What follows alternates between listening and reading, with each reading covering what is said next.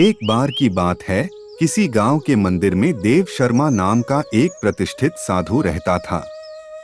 गांव में सभी लोग उनका सम्मान करते थे।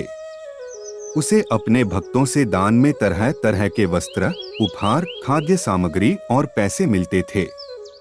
उन वस्त्रों को बेचकर साधु ने काफी धन जमा कर लिया था।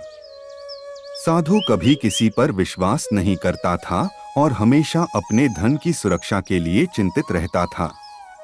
वह अपने धन को एक पोटली में रखता था और उसे हमेशा अपने साथ लेकर ही चलता था। उसी गांव में एक ठग रहता था। बहुत दिनों से उसकी नजर साधु के धन पर थी।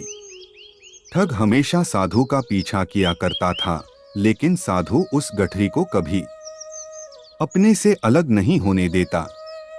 आखिरकार उस ठग ने एक छात्र का वेश धारण किया और उस साधु के पास गया। उसने साधु से मिन्नत की कि वह उसे अपना शिष्य बना ले, क्योंकि वह ज्ञान प्राप्त करना चाहता था। साधु तैयार हो गया और इस तरह से वह ठग साधु के साथ ही मंदिर में रहने लगा। ठग मंदिर की साफ सफाई से लेकर अन्य सभी कार्य भी करता था और ठग ने साधु की खूब सेवा की और जल्दी ही उसका विश्वास पात्र बन गया। एक दिन साधु को पास के गांव में एक अनुष्ठान के लिए आमंत्रित किया गया। साधु ने वह आमंत्रण स्वीकार किया और निश्चित दिन साधु अपने शिष्य के साथ अनुष्ठान में भाग लेने के लिए निकल पड़ा। रास्ते में एक नदी पड़ी और साधु ने स्नान करने की इच्छा व्यक्त की।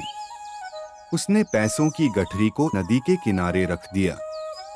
उसने ठग से सामान की रखवाली करने को कहा और खुद नहाने चला गया। ठग को तो कब से इसी पल का इंतजार था। जैसे ही साधु नदी में डुबकी लगाने गया, वह रुपयों की गठरी लेकर वहां से भाग गया। शिक्षा: किसी अजनबी की चिकनी चुपड़ी बातों में आकर ही उस पर विश्वास नहीं कर लेना चाहिए।